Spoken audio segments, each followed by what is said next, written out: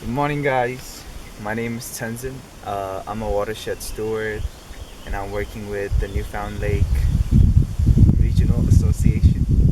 We are today here at Grey Rocks Conservation Area, and I'll be reading a book for you. It's called Waiting for Wings by Lois Ehlert.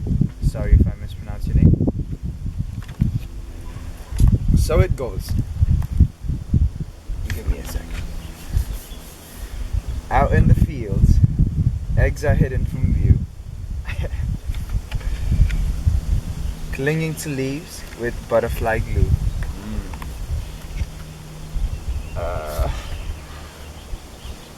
Soon, caterpillars hatch. They creep and chew.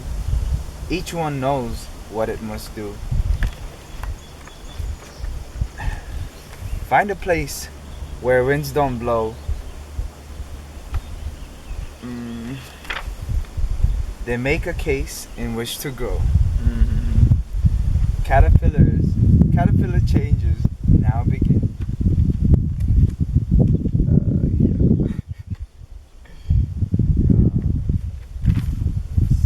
Body and wings take shape within.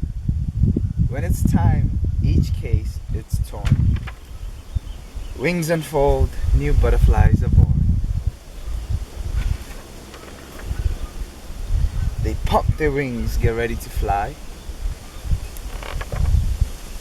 Then, hungry butterflies head for the sky, looking for flowers with nectar to eat.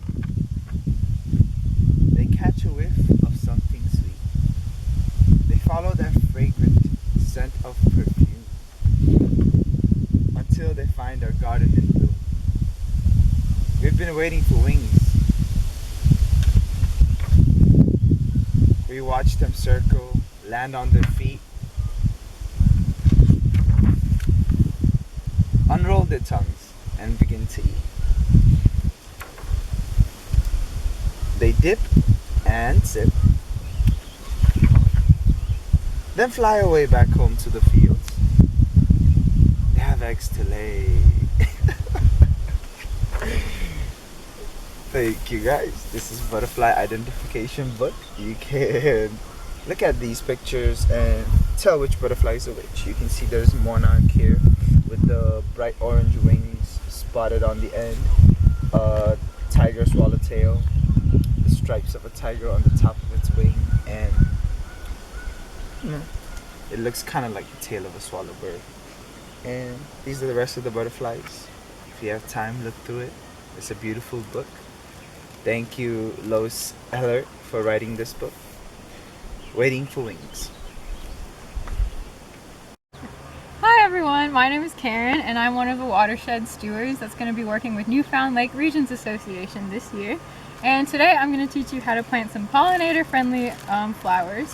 And this is actually a little kit that was kindly donated to us from the Slim Baker Foundation.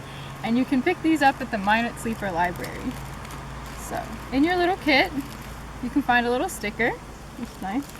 And here's like a pamphlet just kind of explaining what you're kind of doing. And then today we have some snapdragon seeds that we're going to be planting, and these come in like a variety of colors. So it's a nice little surprise to see what kind of flowers we're going to get, what color flowers we're going to get. And of course we have our soil. So first thing we're going to want to do, we have our little egg carton thing. We love to reuse things around here. And so we'll put a little bit of soil in each of these little egg holders.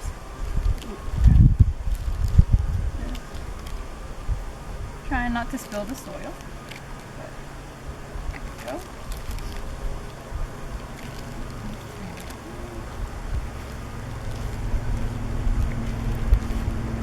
And it might get a little messy, so maybe try doing this outside on a pretty day. Okay. And then we're going to open up our snapdragon seeds.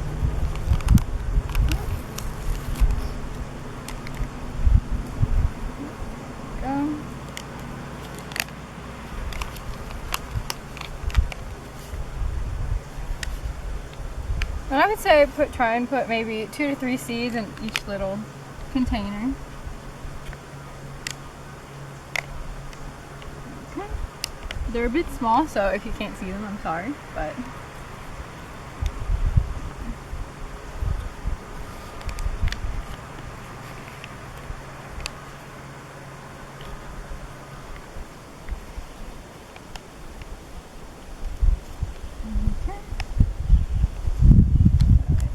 put a few in each little container, and of course you're going to want to make sure to water them, and you want to make sure that the soil stays moist. So just sort of every other day or every day, just sort of poke around and make sure that they have enough water. Obviously this is a little big, but you can just use water from your sink or anything like that. And yeah, you can watch them grow this summer, and hopefully they'll bloom and you can put them outside and have little pollinators visiting you every day. So yeah, thank you so much for watching. I hope you learned something. Don't forget to pick up your little packet from the Minot-Sleeper Library. And yeah,